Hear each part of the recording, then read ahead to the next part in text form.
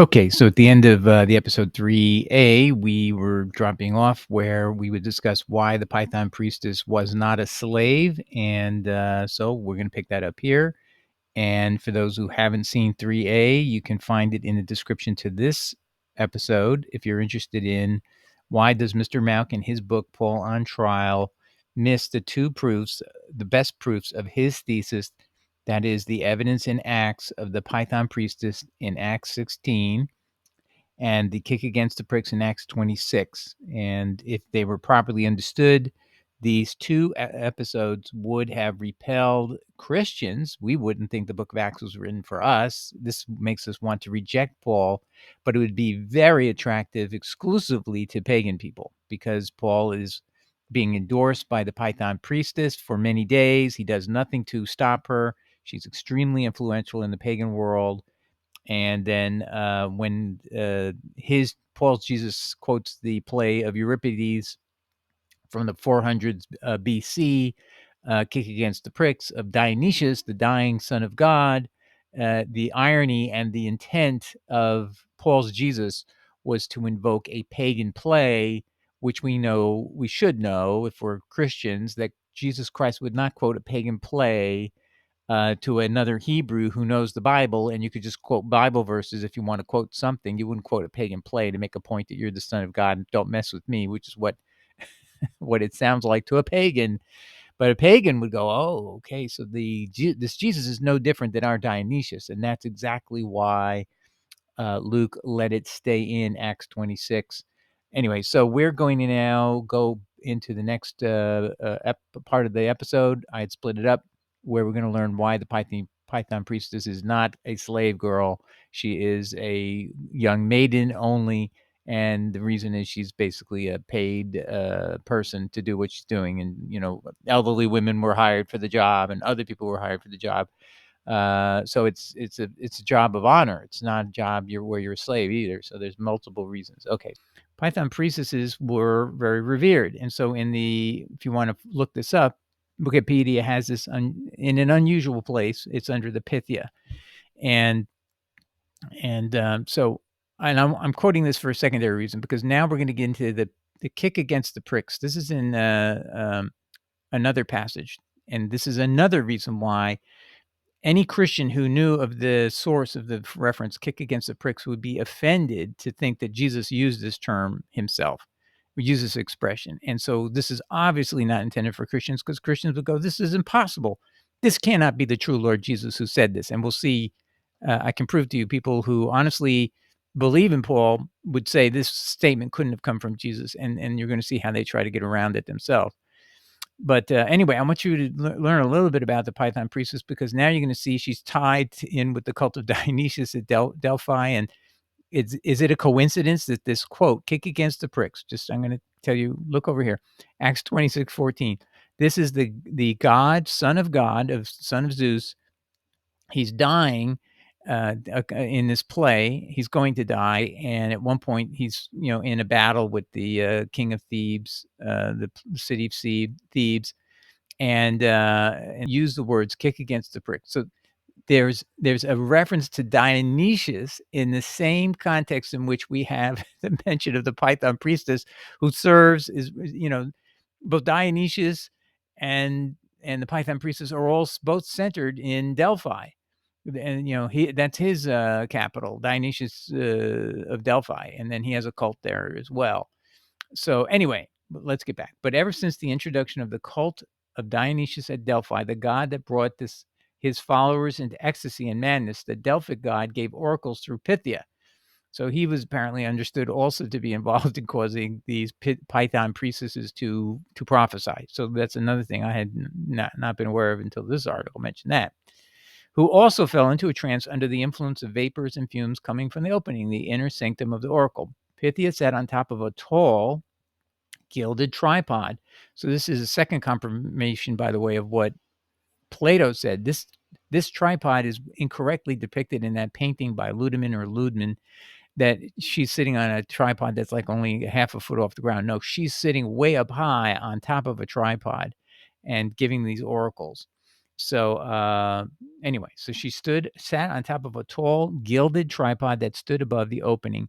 In the old days, Pythia was a virgin, young girl, but after Euripedes of Thessaly kidnapped and violated a young and beautiful Pythia in a late 3rd century BC, a woman older than 50 years old was chosen, who dressed in more jewelry to resemble a young maiden girl.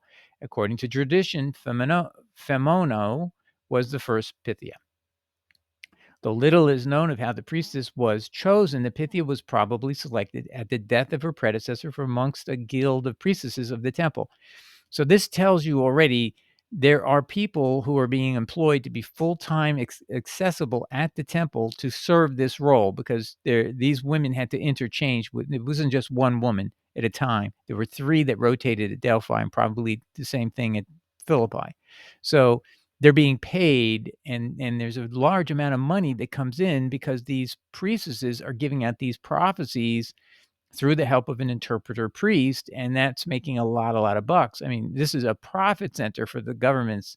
This whole city is built on the money they're making from this woman selling prophecies. People pay huge sums of money. These were not little payments. The rich people came and gave their money to get the prophecy. These women were all natives of Delphi and were required to have had a sober life and be of good character. Although some were married, upon assuming the role as the Pythia, the priestesses ceased all family responsibilities, marital relations, and individual identity.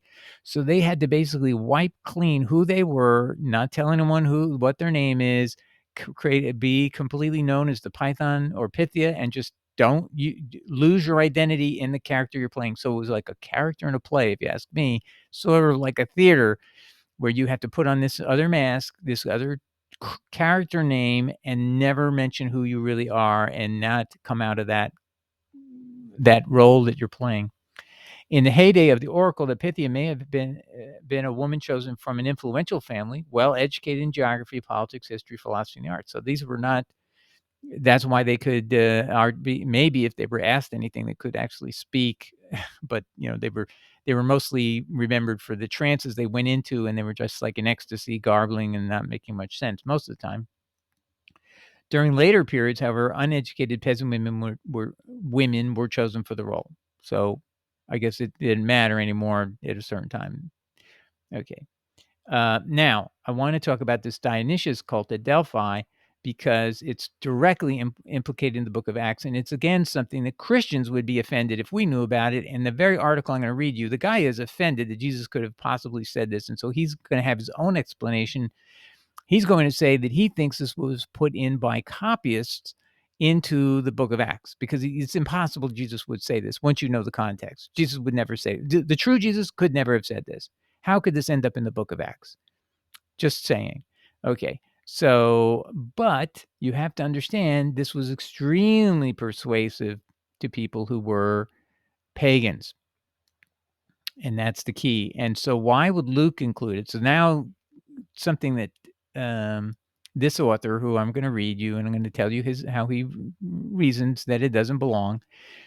If this author only knew that this book is not meant for Christians, this book is meant for pagans, to convince them that Paul has a special connection, and one of those connections, and Luke doesn't mind letting the pagans see it. Imagine Luke had no idea the book of Acts would ever be seen by Christians. And also remember, the Ebions said that this was their ruling, that the book of Luke, the gospel, could be read by Christians, but the book of Acts should not be read by Christians. So that just kind of tells you there's something that the original church, and that's who the Ebion were, that they believe there was something different about the book of Acts, and this is not meant for Christians. And so we're going to see, this is the second proof that Mauck could have cited to prove only pagans would be viewing Paul favorably once you see this second thing coming out, and only pagans would be viewing Jesus positively, knowing what you're going to know. I mean, so this is going to persuade them that Jesus is sort of a hipster. You'll see why. That he could be hip about, like, hey, I'm a son of God, but I'm also God the Son. I'm like Dionysius, and I'm going to actually quote him from a play and make you think that's who I really am. I'm really Dionysius in another form. That's what's happening. That's what it's like, a hipster. Jesus the hipster is going on here. You'll get it now. So this is what the author of the article, Real Yeshua, says in his article, and I'll put a link in the description. I seriously doubt that Jesus would have used the phrase. So he's up front, boom. But somewhere down the line of scribes that copied it, one of them inserted it later. And I'm going to say, no, Luke wanted this in there because Paul said it happened. This is important. Luke has to get everything right. And he's trying to convey something about the experience Paul had, but Luke personally doesn't believe it happened. And I'm going to explain this for real briefly. Luke gives his summary of what he thinks really happened in Acts 9. When he quotes Paul talking in Acts 26, he allows Paul to say that his Jesus said, you can't kick against the pricks, okay? And but that means he rejected it when he summarized the event himself, meaning Luke does not include kick against the pricks in Acts 9. That's put in falsely into the manuscript that the King James used. And we went through that in a prior video, just recently, the last video I've done. So that Acts 9, verses 5 to 6 has kick against the pricks, but that Metzger proved and conclusively that came from Jerome. He added that in 405 AD. So it's a false addition. So it doesn't belong in Acts 9. It does belong in Acts 26, verse 14. And so Jerome was looking at all the manuscripts, and that really trumps whatever real Yeshua thinks. But anyway, here we go. But if Jesus did use that phrase, he was quoting from the Greek play, the Bacchantes. It was written by Euripedes in 410 BCE, before the Christian era. The main character in the play is Dionysius. His father was a god, Zeus, and his mother was a mortal woman, Semele. Dionysius was born on December 25th. Think about that. By the way, why would Jerome put in... Now, Jerome took kick against the pricks, which really should be a bad thing, and he put it in to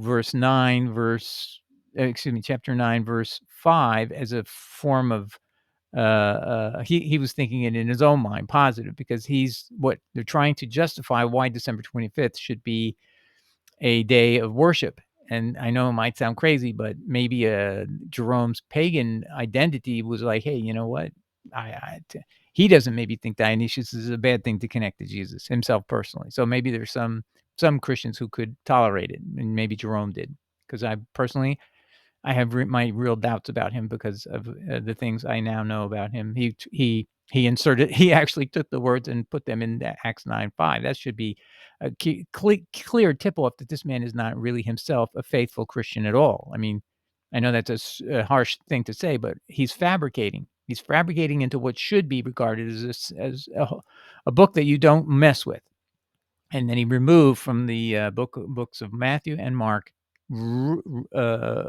extremely offensively, if you ask me. It took the words of Yahweh, where he says, "This day begotten thee," out of both passages. And I have a 4 or 5 episode series of video on that alone to prove that conclusively with all the documents on screen. Anyway, so Dionysius was born on December 25th. He died and was restored to life. Who does that sound like? But in a very different manner of death from Jesus. Dionysius was torn to pieces and eaten by the Titans, but eventually restored to new life, that's in quotes, from the heart that was left over. And he was also known as the God who suffers. So again, this author, Christian, the real Yeshua, is saying, hey, there's no way Jesus could say this.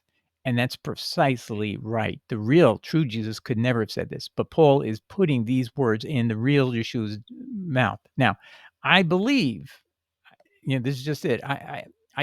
As I've said before, it's hard for me to believe that Paul is willing to just make up all this stuff. I believe he can be unreliable.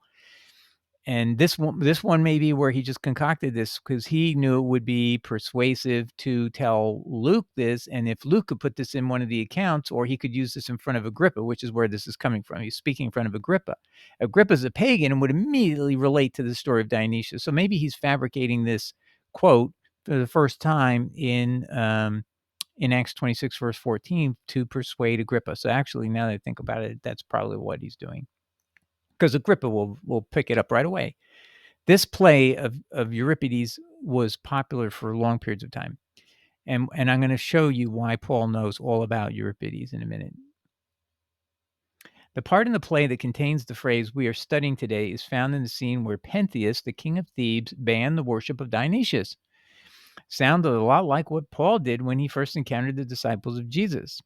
So, I mean, even the author, I think, is realizing this has some parallels, that Paul can say, I'm serving the role of the enemy of Dionysius, and now I'm changing my ways. Dionysius speaks next. Still stubborn, O Pentheus, after hearing my words, in spite of all the evil treatment I am enduring from you, still I warn you of the sin of bearing arms against a god, and ask you to cease, for Bromius, an epithet of Dionysius, will not endure you driving his worshippers from the mountains where they revel. Pentheus replies, a truce to your preaching to me. You have escaped your bonds, preserve your liberty, or else I will renew your punishment. Dionysius responds, I would rather do him sacrifice than in a fury kick against the pricks. You a mortal, he a god. So actually in this one, Dionysius is saying, I would not want to be kicking against the pricks. He doesn't actually say that Pentheus has to avoid kicking against the pricks, but he's saying, I would rather do him sacrifice. I think he means the superior god, which to him is Zeus, than in a fury kick against the pricks. You a mortal, he a god. So Zeus is god. So I guess what he's saying is he's implying that Pentheus is kicking against the pricks by resisting Dionysius as a god, the God the Son, God the Son of God. Okay, so this is definitely pagan through and through. And would Jesus himself try to arouse your thoughts that I'm something like this guy? No way. No way. And you'll see in the end what's so the guy does a great job showing how ironic. Jesus, a Hebrew, is going to tell another Hebrew speaker, Paul, about a story involving a play that's known in Greek only. It's not been translated into Latin or Hebrew. Trust me, it's not in Latin. It's not in Hebrew. And it's just off the charts ridiculous. But anyway, now this article by Real Yeshua, the article Real Yeshua continues. Gentiles hearing this phrase would have understood Jesus' message to Saul this way: a mortal man should never challenge God. The phrase would not have been understood that way in Jewish minds. So did Jesus translate a Greek phrase from a Greek play about a Greek/Roman god into Hebrew to make a point to a Hebrew-speaking Jewish man that believed in and worshiped only one God? Just even saying it is ridiculous. But Paul, I believe he does claim this. I believe Paul says this, and maybe it's an embellishment. But he's trying to persuade King Agrippa, a pagan who's probably listened to this play. Remember, if King Agrippa is ruling even in Judea, he not only knows Hebrew, he knows Latin because he's an official of Rome. He's got to read the materials in Latin, but he also knows Greek because that's what the more elite have to speak in that time period. So he would have listened to Greek plays. Okay. So, or did a scribe that was copying the text of Acts in Greek insert it to make a point he knew his audience would understand? And the answer is, if anyone added it, it was not a Greek scribe. It was Paul to convince Agrippa of his cause, of Paul's cause, and that his Jesus is somebody Agrippa can relate to. He's like Dionysius. He's a god, a son of God, a son of God who has godly powers, who is a god in that sense of having been begotten by God, but yet he has all the powers of God, and he is suffered and died and is resurrected. I mean, so it's the same thing. So Paul is bringing and invoking Dionysius as in his own account in Acts 26. So there's not. So the point made by this person of Real Yeshua is valid, but he's misdirecting it to some scribe he doesn't even know about, and is not looking at why would Paul bring it up and how did he bring it up. And now here's the kicker. How would Paul know about this verse from 410 BC? Now remember, this is a play that is played all the time. It's just an endless thing. People love this particular play. So because Paul's real job was as a stagehand. Perriman points out in Anthony Thistleton's The Hermeneutics of Doctrine, 2007, as part of a discussion on Christian doctrine as dramatic narrative. Dalton notes the argument of Wellborn that tent maker. Okay, so what are we talking about? Remember in Acts 18:3, we're always told that Paul was a tent maker. No, the word's primary meaning is stagehand. Is an unlikely translation of the word skenopios in Acts 18:3. Okay, so they're all discussing this. And this actually, you're going to see, it's going to make much more sense, particularly in light of the fact that Euripedes' play is being quoted by Paul in Acts 26 about a god Dionysius that very similar to Jesus Christ, except he's a completely pagan god, and he's a god in a completely pagan sense. Multiple gods. One's a creator god, then there's Dionysius god, and then whatever. So now the BDAG is that's an acronym for a Protestant Greek dictionary that is used through virtually every university of every seminary in the United States. So it's a top-notch lexicon. And it actually says, BDAG Greek lexicon points to the better attested use of the word is from the context of old comedy in which it denotes a stagehand or manufacturer of stage properties. Listen to that again. The better attested use of the word is from the old comedy in which it denotes a stagehand or manufacturer of stage properties. That's what Paul did. And the proof is in the pudding. We just said, why would Paul know of that quote? And then if this were the real Jesus, that would be why he would be quoting it, because Paul would understand him. I'm going to quote this play of Euripedes so you understand I'm God the Son, just like Dionysius was God the Son. Now, would Jesus even say that? It's just hard to comprehend that would ever be true. But anyway, let's continue. The problem for the familiar tent maker rendering is that outside the New Testament, skenopios is used only in the theatrical sense. So, in other words, it's never been translated as tent maker anywhere else. Never been used that way. Or figuratively to describe the construction of an impermanent dwelling. Okay, so you could have that, an impermanent dwelling. And I guess that's where they got the idea of a tent maker. That could refer to a tent, but there is nothing in the context of Acts 18:3. Okay, I'm going to stop here for a minute. BDAG, the Greek lexicon, concludes, in the absence of any use of the term skenopios beyond the passages in Paulus and the Hermes writings, and the lack of specific qualifiers in the text of Acts 18, verse 3, one is left with the strong probability, notice how high they put this, strong probability that Luke's public in urban areas where theatrical productions were in abundance would think of skenopios in reference to matters theatrical. So he's Mauck, the BDAG is saying that definitely this was probably intended to be taken to mean stagehand. That's what he was doing. And now other people have said, you know what, let's look at Paul's language that he uses in his epistles. Does he use theater language? And the answer is yes, quite surprisingly, and you'll see why. Wellborn thinks that in Paul speaking of Christians as fools or clowns for the sake of Christ, 1 Corinthians 1, verse 27, chapter 4, verse 10, 2 Corinthians 11, verses 16 to 17, or of himself and the apostles as having become a spectacle, a teatron, Teatron, to the world, 1 Corinthians 4, verse 9, that Paul is drawing on firsthand experience of the theater. And this is his book, Wellborn, L.L. Wellborn, Paul, the Fool for Christ, 2005, at page 90. In these passages, Paul is alluding, this is his arguments, is alluding to the, quote, guardian mime, and is using a, quote, theatrical metaphor, end of quote, throughout these paragraphs.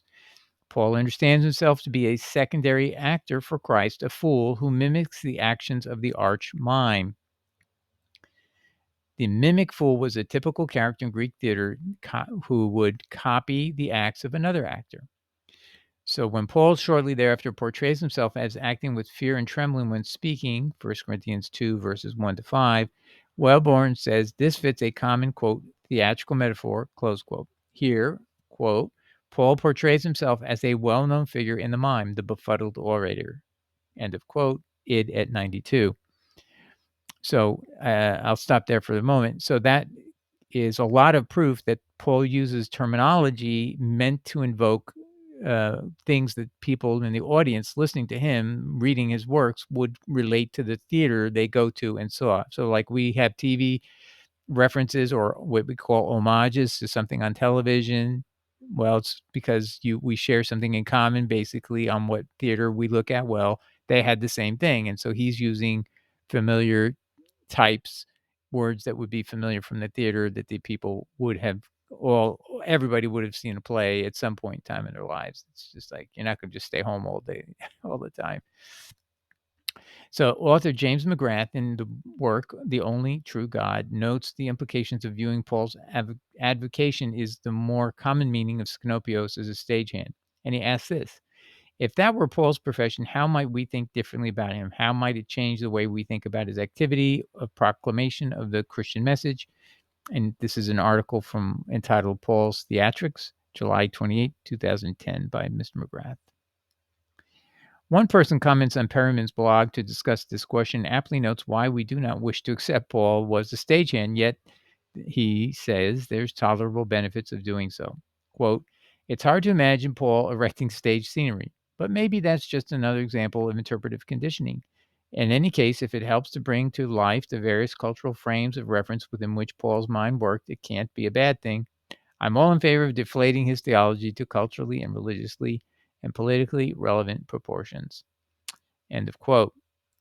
And my concluding remark is, thus Paul was most probably a theater stagehand at Tarsus. Whether it is a bad or good thing should not matter. It only matters what is true, and truly, Paul probably was a theater stagehand. So now we can understand that the remark that the author of the true or the real Yeshua, he was saying it can't possibly be something that Jesus could have said. Paul's Jesus could have said to him, because Paul speaks Hebrew and Jesus is a Hebrew speaker himself. Uh, I mean, basically, he's saying based on that, you wouldn't. Why would Jesus bring up something that would be out of reference for Paul? But it actually would be in reference for Paul if he's a stagehand. So it makes perfect sense why Paul's Jesus could say this. Now, the next question is, and we don't need to resolve, did Paul make it up and concoct it, or did Paul's Jesus say this or not? That's not really my point at the moment. It's the fact that it was even true is something that we know that Christians looking at this would be incredulous that that Jesus would say anything like this, not simply by the fact that Paul's a Hebrew speaker and Jesus is supposed to be a Hebrew speaker and shouldn't know this Euripedes play and what the words are, because this has never been performed in Hebrew. Trust me.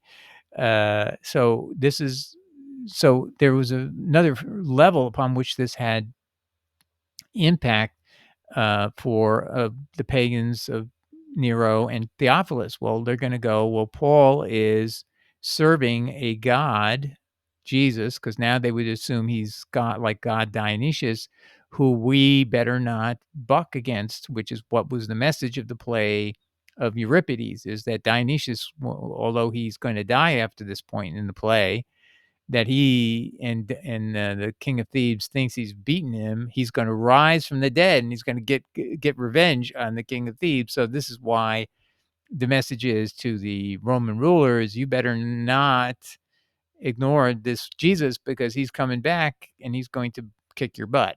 In other words, so it had a subtle message that only the pagan rulers or people familiar with this pagan play would know what the ultimate point was, is don't mess with this Jesus, because or don't mess with Zeus, actually, is what it really says in context, because Zeus will get back at you, even though it looks like you're going to defeat Dionysius. He looks like he's dead and gone. He's going to die soon in the play itself. Just because that's going to happen doesn't mean he can't resurrect, and doesn't mean he can't kick your butt later. So don't put yourself in that position.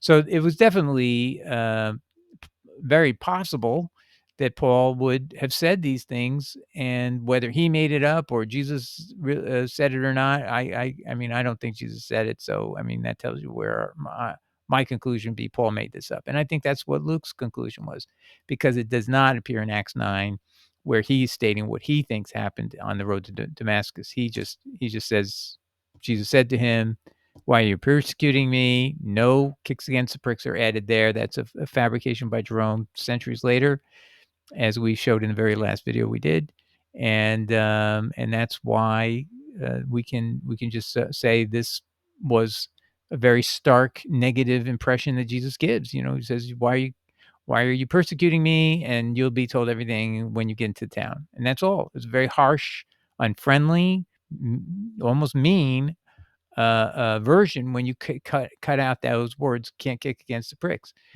And so anyway, okay, so I hope this helps us understand that Mr. Mauck has two more pieces of evidence that he could have mentioned, didn't mention, but we can mention whenever we want to convince people that, hey, Mauck is right, that this was not meant or intended for Christians. Why would Luke want the pagans?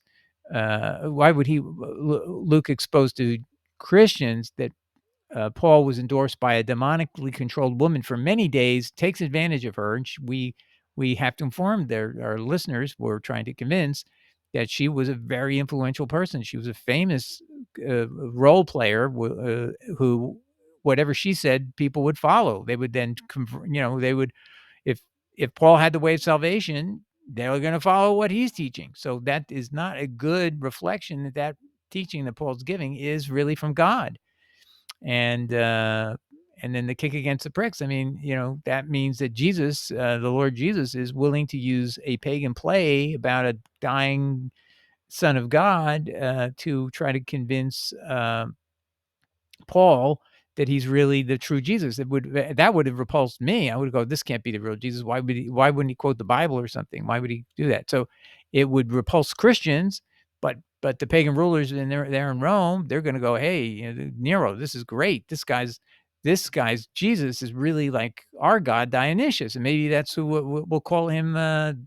Hey, Jesus versus Dionysius is no big deal to us. Maybe we'll start calling Dionysius Jesus, and we can fuse Paul's religion into our religion. So this is no threat to us. That's how you got to look at it. Your Roman rulers, is this religion a threat to us? Oh, it's just like Dionysius. So that's what its purpose was. Whether it was from Paul's Jesus wanted that message to get through to them, or Paul wanted that message to get through to them. But that's what a Roman ruler say. This religion is no different than Dionysius. We can live with it. We have a God just like this. Jesus, their Jesus has the same experience as our God Dionysius. We get it. We're okay. This is no big deal. It fits our religion. We'll find it. We'll find a place for Jesus in our pantheon of gods if we have to. So anyway, all right. I hope that helps. And yeah, Mr. Mauck's thesis is even stronger than he ever knew. Okay. God bless. Take care, everybody.